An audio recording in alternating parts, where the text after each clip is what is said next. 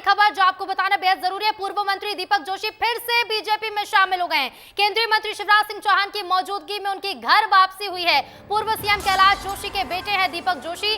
बुधनी के नांदनेर में भाजपा की सदस्यता ली है। तो देखिए बीजेपी में एक बार फिर वापस आ गए हैं दीपक जोशी। पूर्व मंत्री दीपक जोशी जो कि केंद्रीय मंत्री शिवराज सिंह चौहान की मौजूदगी में घर वापसी की है। पूर्व सीएम कैलाश जोशी के बेटे हैं दीपक जोशी।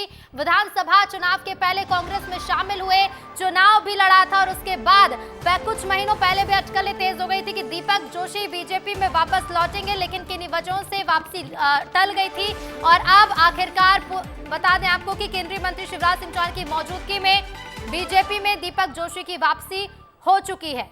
तो विधानसभा चुनाव के पहले दीपक जोशी बीजेपी से कांग्रेस में गए, कांग्रेस के टिकट पर खातेगांव सीट से चुनाव भी लड़ा और उसके बाद चुनाव हारे भी। कुछ महीनों पहले अटकलें तेज थी कि दीपक जोशी घर वापसी करेंगे, लेकिन किन्हीं कारणों से वापसी नहीं हुई। और हमारे साथ ब्यूरो चीफ अंचल शुक्ला फोन लाइन पर जुड़ गए हैं। अंचल, पहले भी अटकलें तेज थी कि दीपक जोशी बीजेपी में शामिल होंगे, लेकिन जो भी कारण हुए हैं वापसी नहीं हुई और अब आखिरकार दीपक जोशी बीजेपी में वापस आ गए हैं।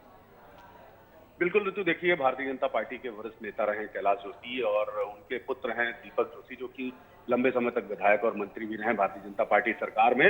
और नाराजगी के चलते वो कांग्रेस पार्टी में शामिल हो गए थे, लेकिन उसके बाद लगातार से उनके आने की अटकलें चल रही थी, लेकिन उन अटकलों पर रह के विराम लग रहा था। लेकिन आज अचानक ही बुधनी में जब चुनाव प्रचार के दौरान पूर्व मुख्यमंत्री शिवराज सिंह चौहान वहां पर पहुंचे थे, केंद्रीय मंत्री जो वर्तमान में, तो इसके बाद उनकी वहां पर वापसी हुई है और उन्होंने बाकायदा इस बात को माना भी है कि मैं तो सुबह का भूला हूं और शाम को घर वापस आ गया हूं।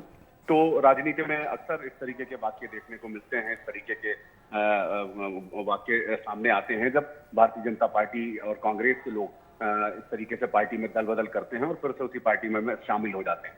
तो इससे पहले भी कई बार अटकलें लगी थी। लोकसभा चुनाव के पहले भी लगभग तय माना जा रहा था कि वो शामिल हो गए भारतीय जनता पार्टी में, लेकिन उस समय पर सहमति नहीं बन पाई थी शायद शीर्ष नेतृत्व से। लेकिन आज शिवराज सिंह चौहान ने उन्हें शामिल करा लिया है भारतीय जनता पार्टी में, एक बार फिर से उनको स्वागत किया है। जी बिल्कुल, फिर से बीजेपी ने स्वागत तो किया है, लेकिन अंचल ये भी बताइएगा, क्योंकि देखिए दीपक जोशी पूर्व सीएम के बेटे भी हैं और ऐसे में पूर्व मंत्री भी रह चुके हैं। विधानसभा का उपचुनाव होना और उपचुनाव से पहले घर वापसी होना क्या चुनाव में किसी भी तरह का असर डालेगा? बिल्कुल बिल्कुल, देखिए ऋतु, भारतीय जनता पार्टी आप जानती हैं कि चुनाव जीतने के लिए और जिस तरीके से उसका पूरा चुनावी मैनेजमेंट होता है, चाहे वो कांग्रेस के लोगों को भाजपा में लाना हो या भाजपा का बिखरा हुआ कोई आदमी अगर फिर से वापसी करना चाहता है, तो कभी उस चीज पर कोई तय नहीं होता है। और यही वजह है कि हर तरीके से, क्योंकि ये देखिए कहीं ना कहीं साख का चुनाव है भारतीय जनता पार्टी के लिए भी, क्योंकि उसकी सरकार है, और कहीं ना कहीं साख का चुनाव है ये कांग्रेस पार्टी के लिए भी, जिसको अपनी साख बचाने के लिए ये चुनाव जीतना आवश्यक है। और यही वजह है कि बुधनी और विजयपुर दोनों सीटों पर दोनों ही पार्टियां जान झोंकी हुई हैं और दोनों ही जीत चाहती हैं। इससे पहले भी आप देखिए कि छिंदवाड़ा की अमरवाड़ा सीट पर जब विधानसभा उपचुनाव हुआ था और वो परंपरागत कांग्रेस की सीट रही थी, वहां पर भारतीय जनता पार्टी ने जीत हासिल की। तो कहीं ना कहीं ये सारे जो जोड़ तोड़ की राजनीति होती है, जो रूठे लोगों को मनाना और वापसी कराना, ये कहीं ना कहीं राजनीति और भारतीय जनता पार्टी की रीति नीति का हिस्सा होता है। बिल्कुल, और अब देखना होगा अंचल कि क्या कुछ असर होता है। फिलहाल शुक्रिया आपका तमाम जानकारी के लिए। तो देखिए आखिरकार दीपक जोशी की घर वापसी हो गई है।